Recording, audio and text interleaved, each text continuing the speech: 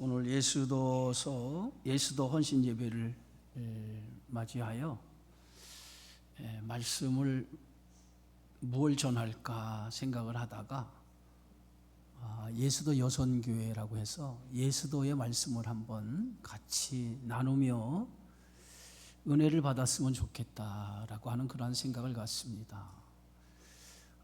이 예수도서는 역사서라고 할 수 있어요. 그런데 포로기 이후에 쓰여진 세 편의 역사서가 있는데 예스라와 느헤미야, 이 예스더가 포로 이후에 쓰여진 세 권의 역사서라고 말할 수 있습니다. 이 세 권의 역사를 우리가 살펴보면 BC 539년에서부터 400년까지 이스라엘 역사를 다루고 있는 책입니다. 예스라는 우리가 잘 아는 것처럼 역대기를 쓴 기자가 예스라예요. 그래서 BC 537년에 제1차 포로에서 돌아오게 되어지죠. BC 538년에 페르시아 고레스 왕이 포로로 잡혀온 모든 사람들을 고국으로 돌아가도 좋다라고 하는 귀한 명령을 내려요. 그 귀한 명령에 의해서 포로로 잡혀온 사람들이 이제 고국으로 돌아가게 되어지는데 제1차 포로 귀환이 이루어진 때가 539년입니다.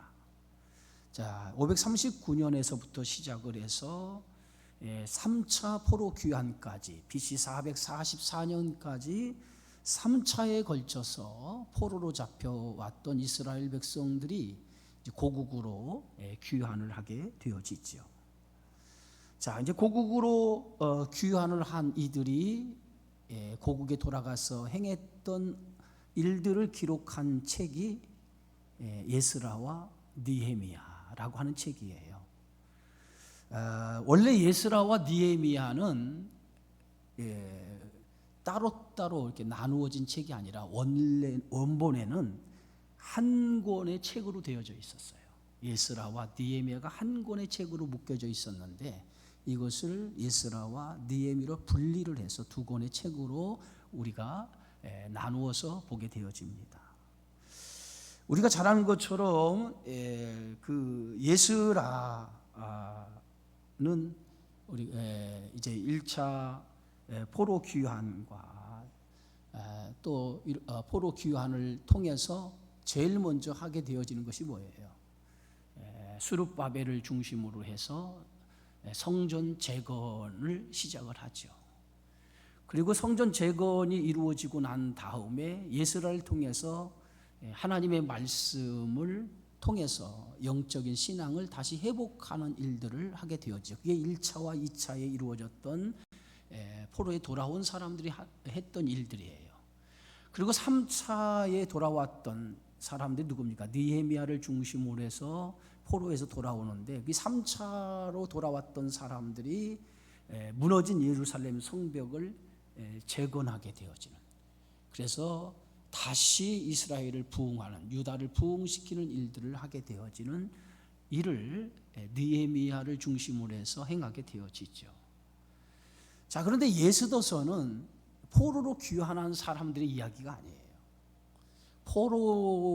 포로에서 귀환하라고 고레스 왕의 명령을 내렸지만은 1차와 2차의 포로에 가담하지 않은 사람, 당시 그 페르시아에서 그 살던 사람들, 그 사람들에게 있었던 일들을 하나의 사건을 기록한 책이 예수도서입니다.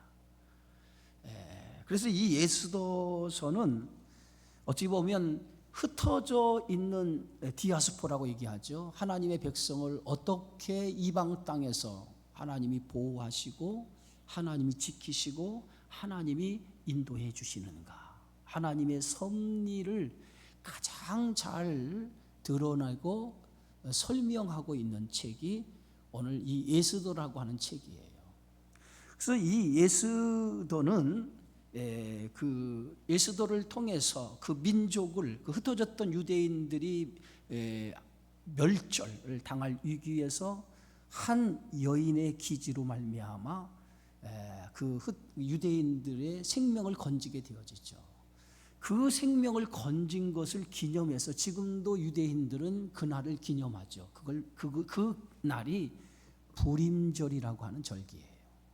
그래서 부림절의 기원이 어디서부터 일어났느냐? 오늘 에스더가 그 민족을 유대인의 멸절에서부터 구원한 날을 기념한 날, 그게 부림절이 되어서 지금도 이스라엘 백성은 이 부림절이 되면 그날을 기념하고 자기 민족이 죽음에서 건짐을 받은 것을 하나님 앞에 감사하는 마음으로 드리는 그런 절기가 되었던 것을 봅니다. 오늘 이 예수도의 그 배경은 어디입니까? 페르시아 땅이에요. 페르시아 땅.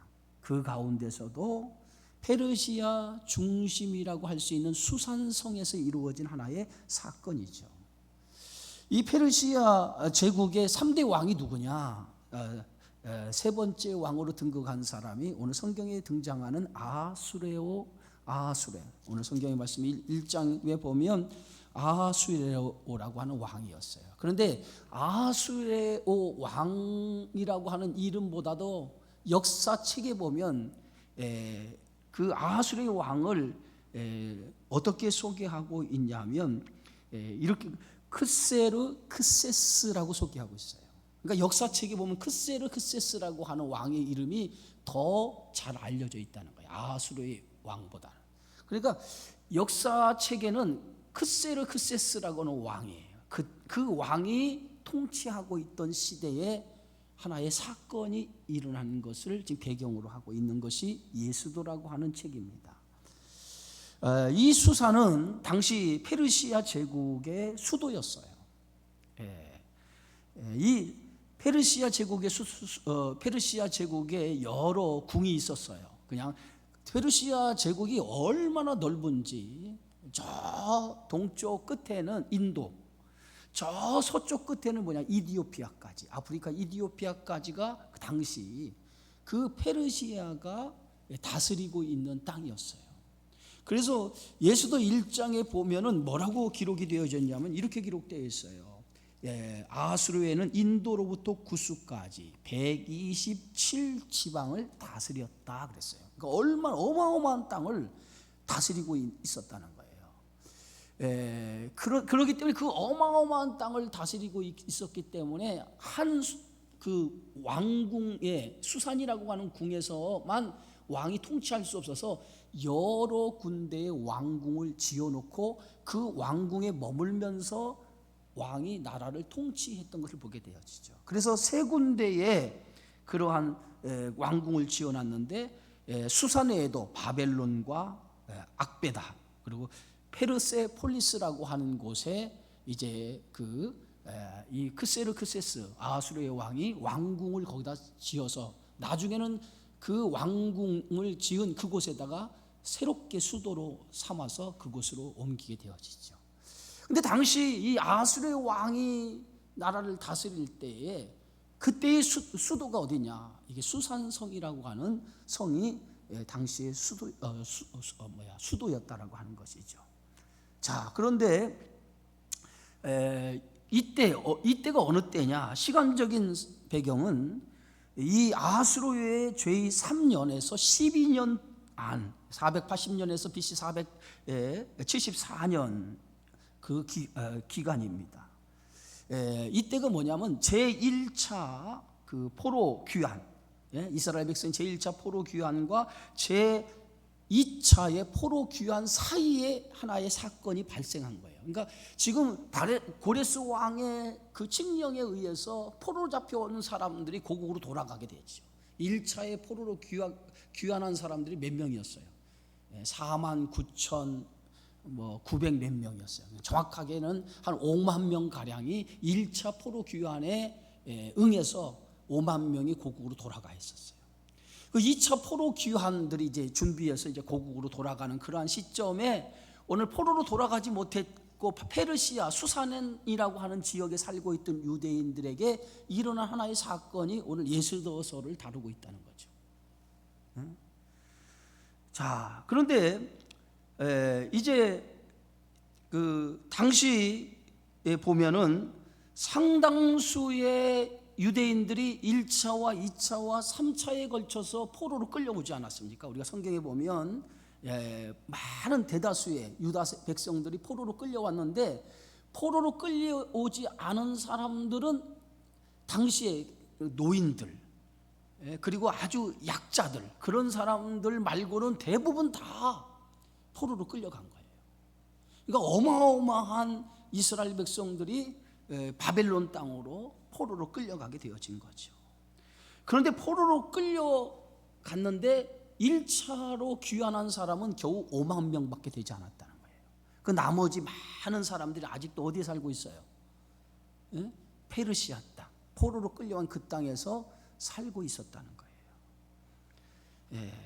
자, 그런데 이러한 상황 속에서 오늘 이 예수도서를 통해서 하나님께서 지금 유대에 흩어져서 지금 고국을 떠나서 살고 있는 당신의 민족을, 당신의 백성을 어떻게 그 악한 세력으로부터 죽음의 위기에서 그들을 건져주시는가라고 하는 것을 지금 예수도라고 하는 이 말씀에서 우리에게 보여주고 있어요.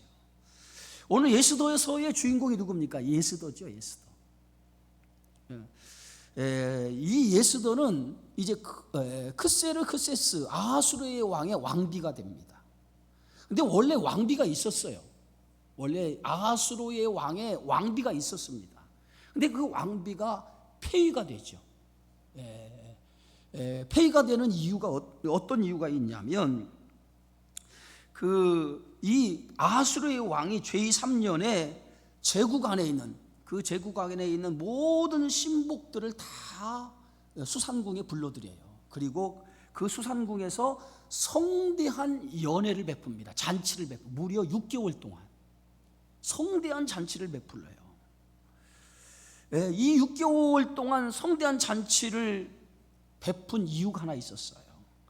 이제 이 아하수르 왕은 그리스 원정이라고 하는, 당시 이 그리스라고 하는 나라가 새롭게 부상하고 있었어요. 그래서 그리스의 원정을 통해서 이 그리스와 전쟁을 벌이기 위해서, 준비하기 위해서 제국에 있는 모든 그러한 귀족들을 그 수산 왕궁에 불러놓고 6개월 동안 180일 동안 그들과 함께 잔치를 벌이게 되어집니다.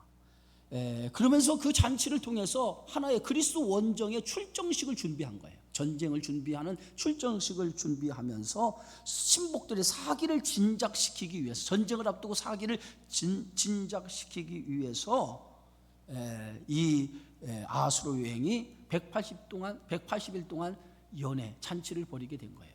사실 이전에 이 아하수르 여행은 2번에 걸쳐서 그리스 원정에 나섰어요.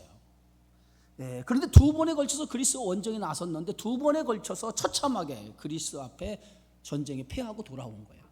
그래서 이제 3번째 전쟁을 준비하면서 이제 그 모든 자기의 신복들을 단속하고 사기를 진작시켜 3번째 전쟁을 준비하기 위해서 이렇게 전쟁을 치르기 위한 잔치를 벌였던 거예요. 자, 그런데 이 잔치에서 한 가지 문제가 발생을 해요. 6개월 동안 연회를 다 마치면서 이제 마지막 7일 동안 수산성에 있는 사람들을 위해서 따로 연회를 베풉니다. 그 연회에서 오늘 이 왕이 자기 왕비인 와스디라고 하는 왕비의 아름다움을 과시하기 위해서 왕비를 왕의 잔치 자리에 초대를 한 거예요. 왕비를 이 잔치 자리에 참여하도록 초청을 합니다. 그런데 이 왕비 와스디가 어떤 이유에서인지 왕이 초청하는 그 초청의 자리에 응하지 않아요. 사실 왕비라 할지라도 왕의 명령을 거부하면 이건 대단한 일이거든요. 근데 이 왕비가, 왕이 그 수상궁에 있는 사람들에게 왕비의 아름다움을 보여주기 위해서 왕비를 초청했는데 왕비가 응하지 않는 거예요. 왕의 명령인데도 그 명령을 받들지 않은 거예요. 결국은 왕후 와스디가 왕의 명령을 받들지 않은 일로 인해서 왕이 대단히 노하죠. 그리고 나서 그 사건으로 말미암아 왕위를 폐위시켜 버리고 말아요. 그래서 한 나라의 왕이, 왕비가 왕에 의해서 그냥 폐위가 되고 왕비가 없어져 버린 거예요. 그리고 나서 이제 아하수르의 왕이 그리스도 원정 전쟁에 나서요. 전쟁에 나서 전쟁을 치릅니다. 그런데 그 전쟁에서도 처참하게 패하고 돌아와요.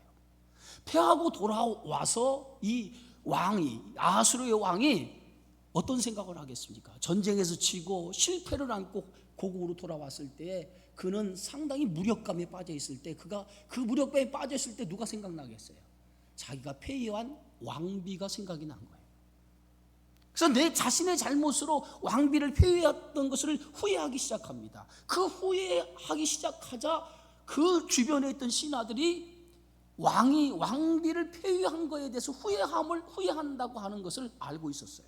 자칫 잘못하다가는 자신들까지 생명의 위협을 느낄 수 있다라고 하는 생각이 들게 돼요. 왜냐하면 왕후 와스디를 폐위한 일에 일종의 자신들의 역할을 감당했다는 거예요. 그러니까 왕의 결정에 의해서 왕후 와스디를 폐위했지만은 신하들에게 왕이 자신이 이 왕비가 내 말을 거역한 것을 어떻게 하면 좋겠냐라고 했을 때 신하들은 왕후를 폐위시키십시오, 동조를 했거든요. 그러니까 전쟁에 돌아와서 왕후를 폐위한 것을 후회하게 되어지는데 그것에 대한 왕후를 폐위하던 일종의 뭘 했던, 같이 가담했던 사람이 누구예요? 이게 신하들이에요. 그러니까 신하들이 자칫 잘못하면 자신들의 생명도 위협을 당할 수 있다고 생각해서 아하수르의 왕에게 왕이여, 왕비를 새로 세우면 어떻겠습니까? 라고 조언을 하기 시작한 거예요. 그래서 그 조언에 의해서 전국에 페르시아가 다스리는 전국에 새 왕비를 뽑겠다라고 뭐예요? 당을 붙이죠, 오늘날 말하면. 그래서 그 왕이 왕비를 맞이하기 위해서 이제 그 왕비를 이제 모집을 한 거예요. 근데 거기에 누가 오늘날로 말하면 응모를 하느냐? 모르드게의 사촌인 예스더가, 유대인인데도 사촌인 예스더가 거기에 응모를 하게 되어져요. 근데 얼마나 예스더의 용모가 아름다웠던지, 그냥 이 예스더가 모든 여인들을 다 제치고 최후에 아수로의 왕의 왕비로 간택이 돼요. 그런데 이게 누구라고요? 유대인이었어요. 모르드게의 사촌이었어요. 그런데 오늘 이 예스더가 모르드게의 사촌인 것도, 모르드게는 당시 대단히 높은 위치에 있던 사람인데 그 모르드게의 사촌인 것도 아무도 모르게 이 예스더가 그 아하수르 왕의 왕비로 간택이 돼서 왕비가 됩니다. 그런데 이것이 뭐냐면 예스더의 시작이었어요. 예스더서의 왕비가 어떻게 예스더가 왕비가 됐느냐라고 하는 것이 시작이었어요. 근데 하나님께서 예스더를 왕비로 이렇게 간택을 한 거에는 하나님의 섭리와 하나님의 뜻이 그 안에 들어있었다는 거예요. 예스더서를 전체를 다 읽다 보면 우연히 예스더가 왕비가 된 것이 아니라 그 왕비가 되는 과정, 왕후 와스디가 폐위가 되고 그 과정 속에서 예스더가 왕비가 되어지는 이 과정은 하나님이 보이지 않는 손길이 그 안에 있었다는 거예요. 그러니까 단순히 왕후 와스디가 왕의 명령을 거부했다라고 생각하는데 그건 역시도 하나님께서 유대인을 구원하고자 하는, 디아스포라로 살고 있던 유대인들을 구원하고자 하는 하나님의 섭리가 그 안에 들어있었다는 거예요. 우리 인생도 마찬가지입니다. 우리 인생도 지금은 우리가 하나님의 섭리, 하나님의 나를 경영하시는 그 경영에 대해서 우리는 지금 그것을 잘 모를 때가 있어요. 지나놓고 보면 그때 하나님께서 나를 이렇게 한 것은 하나님이 이 때를 위해서 나에게 이러한 때를 허락해 준 거구나 라고 하는 하나님의 경영과 하나님의 섭리에 눈이 열려질 때가 있다는 거예요.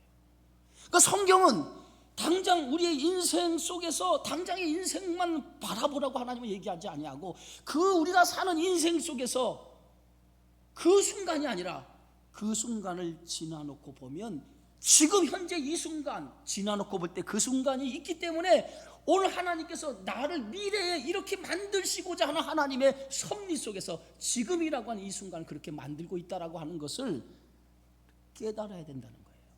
그런데 우리는 미련해서, 우리는 연약해서 그것을 알지 못하고 당장 우리에게 당하는 이 시련과 이 역경만 바라보고, 때로는 원망하고 때로는 불평하고, 왜 하나님 나에게 이런 고난과 이런 고통을 줍니까? 라고 말할 수 있다는 거예요. 그러나 그 고난과 그 고통과 그 역경도 지나놓고 보면 하나님의 섭리요, 하나님의 계획이요, 나를 이끄시는 하나님의 섭리였다라고 하는 것을 깨달아질 때, 그때 우리는 하나님의 더 큰 은혜를 경험하게 되어지는 줄 믿습니다. 오늘 예스더서라고 하는 것은 바로 그걸 얘기하고 있어요. 왕후 와스디가 폐위가 되고, 오늘 예스더가 한 나라 페르시아 제국의 아수르의 왕의 왕비로 간택되어 것이 어떻게 보면 우연히 그렇게 된 것이라고 생각하지만, 우연히 된 것이 아니라 하나님은 그 민족을 구원하시고자 하는 그 계획 속에서, 이미 하나님이 민족을 구원하시는 계획 속에서 일하시고 계시다는 거예요. 오늘 여러분 한 사람 한 사람의 인생을 다스리고 섭리하고 이끌기 위해서 하나님은 지금도 일하시고 계시다는 거예요. 믿으시기를 주의 이름으로 축원합니다. 그게 하나님의 섭리라는 거예요. 왕수가 폐위되고 이제 예스더가 왕이 올랐고, 그 나라의 제2인자로 누가 세워지느냐면 하만이라고 하는 사람이 그 페르시아 제국의 2인자로 세워집니다. 그런데 이 하만이라고 하는 사람이 어떤 사람이냐? 아말렉 사람이었다. 아말렉 사람. 아말렉이 누굽니까? 오늘 이스라엘 백성이 가나안 땅에 들어가기 전에 광야로 들어가게 되죠. 그 광야에서 첫 번째 이스라엘 백성들을 괴롭히고 이스라엘 백성의 전쟁을 걸어온 족속이 누구냐? 아말렉이라는 족속이었어요. 하나님의 백성이 첫 번째 시련을 당하고 첫 번째 어려움을 당한 민족이 누구냐? 아말렉이라고 하는 족속이었다는 거예요. 여러분, 언제나 첫 번째 전쟁은 대단히 중요한 거예요. 그건 거룩한 전쟁인 거예요. 이스라엘 백성이 오늘 가나안 땅에 들어가자마자 첫 번째 치른 전쟁이 어떤 전쟁이에요? 응? 이스라엘 백성이 가나안 땅에 들어가서 첫 번째 치른 전쟁이 어떤 전쟁입니까? 여리고성 전쟁이었어요. 여리고성 전쟁을 할 때, 하나님께서 여리고 전쟁을 치를 때 하나님께서 이스라엘 백성에게 명령한 명령이 있었어요. 어떤 명령입니까? 그 전쟁에서 한 사람도 남김없이 다 진멸하라는 거예요. 사람이나 짐승이나 할 것이 다 진멸하라는 거예요. 하나님의 명령이었어요. 왜 하나님께서 그 전쟁에서, 여리고 정복의 전쟁에서 다른 전쟁과 달리 그 전쟁에서만 모든 생명, 살아있는 모든 생명을 다 죽이라고 하나님께 명령했을까요?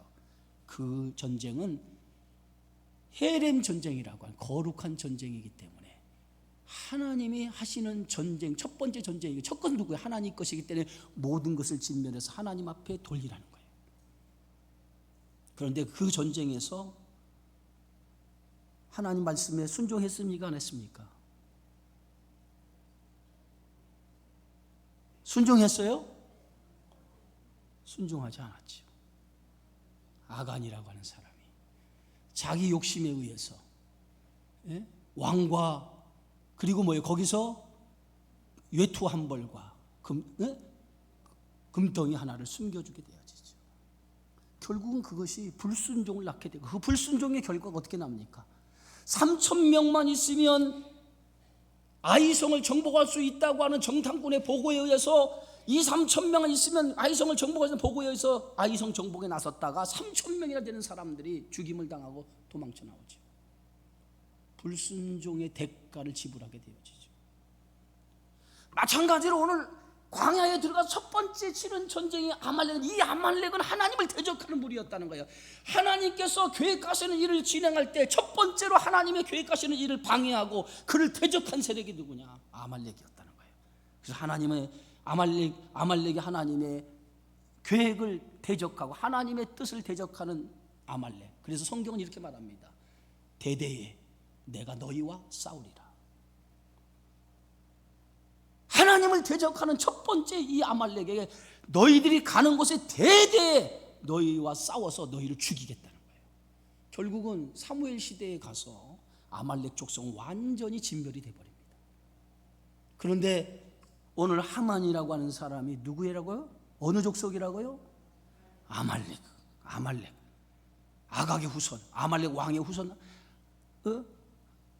아말렉 족속이라는 거예요. 근데 그 아말렉 족속과 유대인들과는 어떤 관계예요?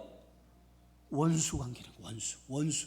성경에 보면 하나님은 아말렉을 진멸하도록 했어요. 그런데 하만이 그 페르시아 제국의 아수르의 왕 다음에 2인자가 된 거예요. 그러니까 모든 사람들이 다 하만 밑에서 어떻게 합니까? 그를 보면 그에게 무릎을 꿇고 그를 경배하도록, 그에게 절하도록 되어 있어요. 근데 유일하게 절하지 않는 사람이 있어요. 누굽니까? 유대인이었던 모르드게였다는 거예요. 모르드게는 하만을 봐도 하만에게 절하거나 무릎을 꿇지 않았어요. 이것을 보았던 하만은 모르드게를 볼 때마다 유대인을 생각하게 되고 내가 반드시 저를 죽이리라. 저만 죽이는 것이 아니라 유대인을 몰살시키리라. 그런 계획을 갖게 되어진 거예요.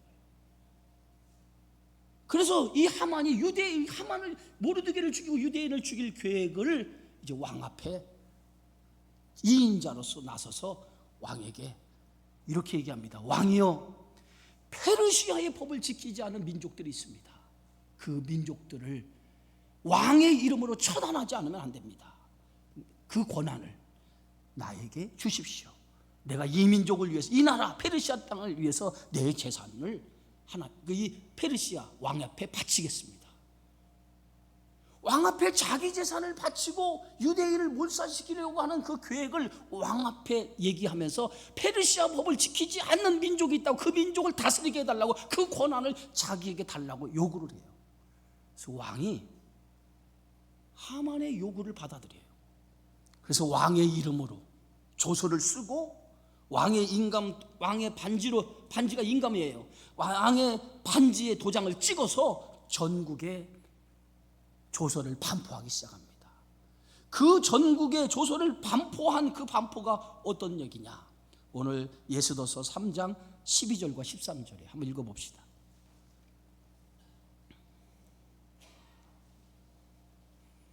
찾으셨나요? 함께 있습니다. 첫째 달 13일에 왕의 서기관이 소집되어 하만의 명령을 따라 왕의 대신과 각 지방의 관리와 각 민족의 관원에게 아수르의 왕의 이름으로 조서를 쓰되 곧 각 지방의 문자와 각 민족의 언어로 쓰고 왕의 반지로 인치니라. 이에 그 조서를 역졸에게 맡겨 왕의 각 지방에 보내니 열두째 달 곧 아달월 13일 하루 동안에 모든 유다인을 젊은이, 늙은이, 어린이, 여인들을 막론하고 죽이고 도륙하고 진멸하고 또 그 재산을 탈취하라 하였고, 어마어마한 조서가 왕의 명령으로 반포가 된 거예요. 그런데 그 명령을 반포한 그 조서가 전국 각각의 왕의 명령으로 반포가 되는데, 얼마나 페르시아가 큰 땅을 차지하고 있는데 각 족속의 언어와 각 지방의 언어로 이것을 써서 조서를 반포하도록 했다는 거예요.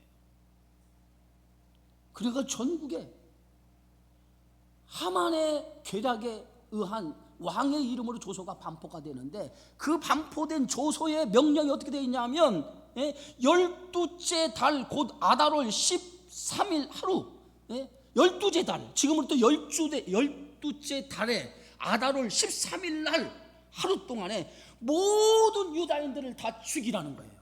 이게 누구의 명령이에요? 하만의 명령이 아니에요. 왕의 명령으로, 왕의 이름으로 하만이 계략을 세워서 왕의 이름으로 조서를 내린 거예요. 그런데 당시에 왕의 이름으로 왕이 내린 이 조서는 번복할 수가 없어요. 물러도 돼. 우리가 하면 이제 물르자. 물을 수가 없어요. 한 번 왕이 내린 조서는요, 왕이 바꿀 수가 없어요. 왕의 인장을 찍어서 반포한 건 절대로 왕이 뒤집을 수 없어요. 바꿀 수가 없어요. 이건 그대로 실행돼야 돼요. 큰일 났어요. 왕도 이것을 바꿀 수가 없는 거예요. 근데 이미 조서가 반포가 되었어요. 유다인들은 이제 12째 달 13일 하루에 모든 유다인들이 죽게 된 거예요. 자, 이것을 누가 알았어요? 모르드게가 알았어요. 유대인을 몰살시키려고 하는 계략을 모르드게가 알았어요. 자, 그래서 4장 1절입니다. 함께 읽어봅시다. 함께 읽습니다. 모르드게가 이 일을 알고 자기의 옷을 찢고 굵은 베옷을 입고 죄를 뒤집어 쓰고 성중에 나가서 대성통곡했다 그랬어요. 이 모든 일을 알아요. 유대인들이 몰살될 이 조서가 반포된 것을 알고 오늘 모르드게가 자기의 옷을 찢고 굵은 베옷을 입고 죄를 뒤집어 쓰고 성중에 나가서 대성통곡하며 자기 민족이 멸살을 당할 것을 알고 대성통곡했다는 거예요.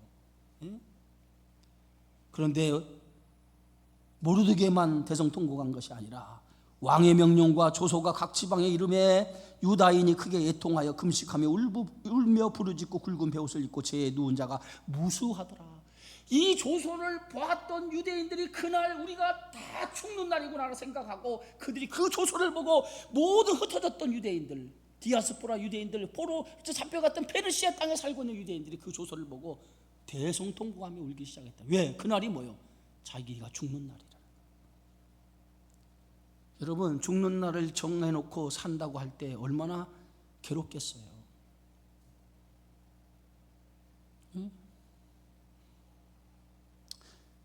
당시 왕후가 누구예요? 에스더가 지금 성중에서 모르드게가 굵은 베옷을 입고 눈물을 흘며 대성통곡하며 있다고 하는 소식을 듣고 자기 하인을 보내어서 시녀를 보내어서 이 모르드게 굵은 베옷을 벗기고자 했어요. 그런데 모르드게가 그 일을 하지 않는 거예요. 그래서 에스더가 자기 왕의 어명으로 자기 가까이 있는 하닥이라고 하는 그 신하를 불러서 도대체 무슨 일 때문에 모르드게가 자기의 삼촌인 모르드게가 무슨 일 때문에 성중에 죄를 뒤집어 쓰고 굵은 베옷을 입고 통곡하며 울고 있는지 도대체 무슨 이유인지 그 이유를 알아보라고 하닥을 보냅니다. 그래서 하닥이 이제 모르드게를 만나요. 모르드게를 만나서 모르드게를 통해서 모든 전후 사정의 이야기를 다 듣게 되어져요. 자, 8절입니다. 4장 8절 함께 읽습니다.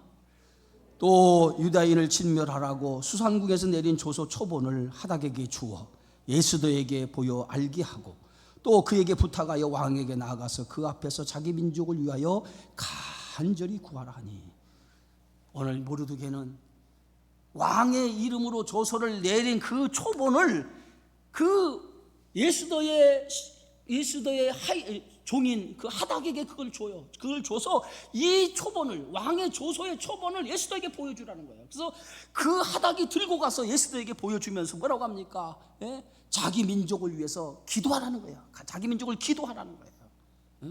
그래서 하닥이 돌아와서 이 모르드게가 전한 말을 에스더에게 전하게 되어지죠. 그러면서 오늘 모르드게가 에스더에게 한 말이 이 말이에요. 그게 오늘 성경을 읽었던 우리 이미진 집사님 읽었던 내용이에요. 13절입니다. 함께 읽습니다. 모르드게가 그를 시켜 에스더에게 회답하되 너는 왕궁에 있으니 모든 유다인 중에 홀로 목숨을 건지리라 생각하지 말라. 이때에 내가 만일 잠잠하여 말이 없으면 유다인은 다른 데로 말미암아 노임과 구원을 얻으려니와 너와 내 아버지 집은 멸망하리라. 내가 왕후의 자리를 얻은 것이 이때를 위함이 아닌지 누가 알겠느냐 하니 에스더가 모르드게에게 회답하여 이르되 당신은 가서 수산에 있는 유다인을 다 모으고 나를 위하여 금식하되 밤낮 3일을 먹지도 말고 마시지도 마소서. 나도 나의 시녀와 더불어 이렇게 금식한 후에 규례를 어기고 왕에게 나아가리니 죽으면 죽으리라 하니라.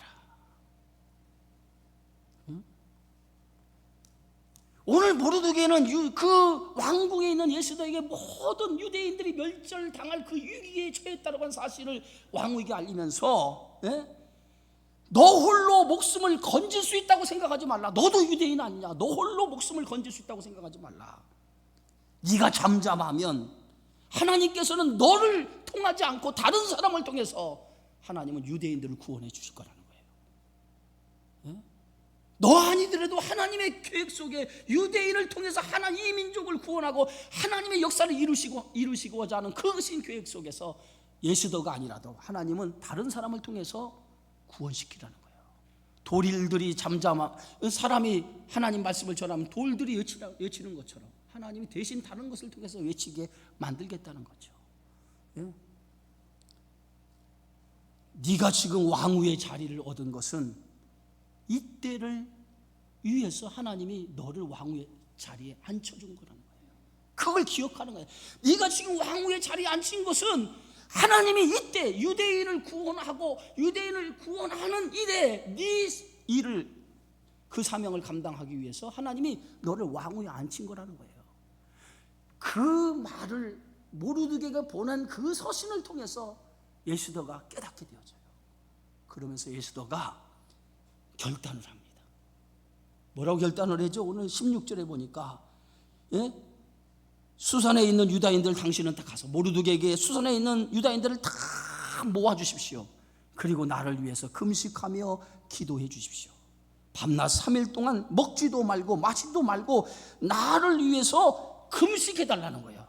그리고 나도 내 시녀와 함께 3일 동안 아무것도 먹지 않고 금식하겠다는 거예요. 그리고 금식한 후에 내가 왕 앞에 나가겠다는 거예요. 어떤 심정으로? 죽으면 죽으리라고 하는 심정으로 내가 왕 앞에 나가겠다는 거예요. 그런데 왜 예수도가 죽으면 죽으리라고 하는 심정으로 왕 앞에 나가느냐? 어느 성경에는 규례를 어기고 그래서 규례를. 여러분, 당시 왕으로 할지라도 왕을 아련할 수 있는 것은 아무나 아련할 수 있는 게 아니에요. 왕의 허락이 있어야만이 왕을 아랠 수 있는 거예요. 근데 왕이 왕을 아뢰기 위해서는 왕이 내린 규례가 있어요. 금규례라고 해서 왕이 차고 있는 금규례를 왕 앞에 보여줘야만이 왕이 그것을 보고 왕 앞에 나갈 수 있는 거예요. 근데 왕이 부르지도 않았는데 왕비라고 하더라도 왕 앞에 나갈 수 있는 것이 없어요. 만약에 왕이 부르지도 않아 왕비가 나가면 왕비를 죽일 수도 있어요. 왜냐하면 당시에는요, 이 왕을 시해하려고 하는 음모가 대단히 많았어요. 그러니까 왕의 그 안전을 위해서 철저하게 왕이 자기 신변을 보호하고 있었거든요. 왕비라 할지라도 얼마든지 왕을 가까이 하다가 왕을 시해할 수 있거든요. 그러니까 왕의 허락 없이는 왕비도 왕 앞에 나갈 수가 없어요. 왕의 허락 없이 왕 앞에 나갔다고 하는 건 왕의 규례를 어긴 거예요. 왕의 규례를 어기면 어떻게 되겠습니까? 왕비도 왕이 죽이라고 명령하면 왕비를 죽일 수 있다는 거예요. 그렇다고 하면 지금 예수도가 왕 앞에 나가서 하만의 음모를 지금 얘기를 해야 되는데, 왕이 이 문제를 해결해 줘야 되는데 왕을 아련하지 않고 어떻게 이 음모를 얘기할 수 있겠습니까? 그러니까 지금 예수도가 뭐라고 해요? 3일 동안 나를 위해서 금식해 주십시오. 나도 금식하고 죽으면 죽으리라는 심정, 왕의 규례를 어기고 왕의 이 규례, 왕이 세운 이 규례를 어기고 내가 왕 앞에 나가겠습니다. 그러니까 뭐예요? 자기 생명을 담보로 하고 왕 앞에 나가서 이 민족에 당한 이 문제를 내가 왕 앞에 아뢰겠다는 거예요. 이게 예수도의 신앙이었어요. 여러분, 얼마나 위대합니까? 자기 민족을 구원하기 자기 생명을 던지는 이 믿음이 뭐예요? 그래서 예수도서를 여러분 읽어보면 여러분이 느끼는 점이 하나가 있을 거예요. 예수도서는요, 하나님이라고 하는 이름이 하나도 안 나와요. 이 예수도를 읽어보면 하나님이라고 하는 이름이 하나도 안 나와요. 모든 성경 가운데 하나님이라고 하는 이름이 나오지 않은 성경은 딱 두 가지입니다. 두 개밖에 없어요. 하나는 뭐예요? 하나는 뭐겠어요? 어떤 성경에 하나님이라고 하는 이름이 나오지 않을까요? 66권 중에서 아가서예요. 아가서와 예수도 이 두 서만 하나님이라고 하는 이름이 없어요. 그런데도 이 에스더가 성경에 기록된 이유는 여기 하나님의 경영과 하나님의 섭리가 이 안에 들어있다는 거예요. 예? 그래서 에스더서는 하나님이라는 이름은 없어도 보이지 않는 하나님. 여러분 인생 속에 하나님은 지금 보이진 않지만은, 그러나 우리 삶 하나님은 보이지 않지만 하나님은 계신 걸 믿습니까? 안 믿습니까? 믿으셔야 안 믿으세요? 우리의 인생과 우리의 삶을 주관하신 하나님을 믿으십니까? 예수도서가 그런 거예요. 하나님이라고 하는 이름은 존재하지 않지만은, 그 이름은 나오고 있지만은, 그러나 하나님이, 보이지 않는 하나님이 역사를 주관하시고 삶을 이끄시는 하나님이라고 하는 것을 예수도서를 통해서 우리에게 보여주고 있다는 거예요. 하나님 어떤 하나님이에요? 나를 주관하시고 섭리 가운데 인도하시는 하나님이에요. 믿으시기 바랍니다. 예수도는 그걸 믿었어요. 자기가 왕후가 된 것은 이 때문이라고 하는 그 말씀에 그는 순종했어요. 죽음은 죽으리라. 하나님께서 나를 통해서 경영하시는 그 경영의 손길이 있음을 믿고 왕 앞에 나가기로 결단을 해요.